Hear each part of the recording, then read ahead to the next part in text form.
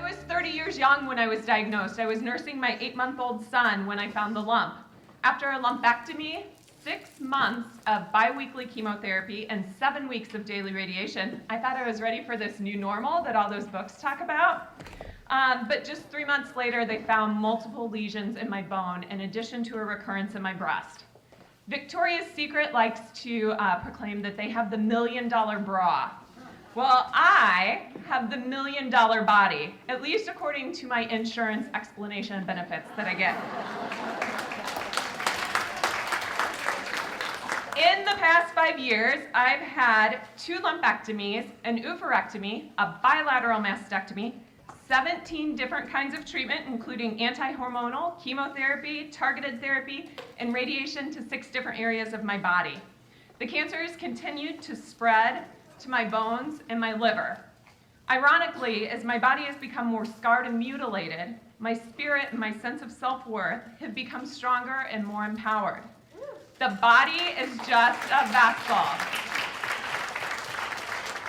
The body is just a vessel full of imperfections. It succumbs to cancer. It isn't as strong and powerful as we'd like to believe. It's what's in that vessel that is sublime and beautiful and transcendent. I faced many challenges and fears, the biggest fear being my son Corbin wouldn't remember me or my special bond if I succumbed to this disease. Note I didn't say illness, because that would imply I'm contagious or sick and will get better. As much as I believe in miracles, I also know the cruel reality of this disease and have lost many friends to the disease. Cancer is a thief and a murderer, not an illness.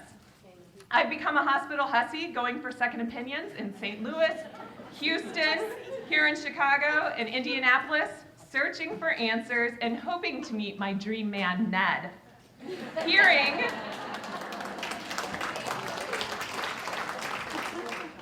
there's no evidence of disease, of cancer in your body is like finding the Holy Grail. For some people, it comes easily. For others, like me, we continually try to obtain the status of Ned.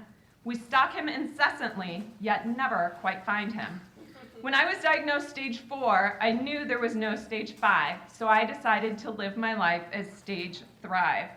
I decided to focus on quality of life since my quantity would likely be compromised due to this disease. So I got out of a bad marriage. I made goals. My son was almost 2 at the time of my stage 4 diagnosis, and my goal became to see him go to kindergarten, which just happened in August.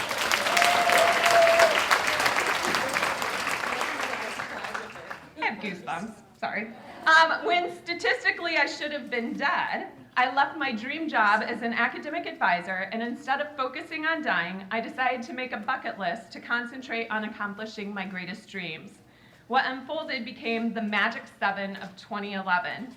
And when I accomplished those goals, I wrote a memoir, Learning to Live Legendary, because what's the point in living unless it's legendary?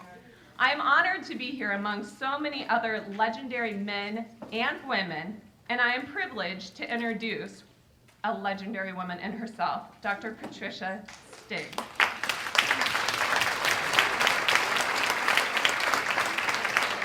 We'll learn more about Dr. Stig later, but she is a molecular biologist and heads the Women's Cancer Section at the National Cancer Institute's Laboratory of Molecular Pharmacology.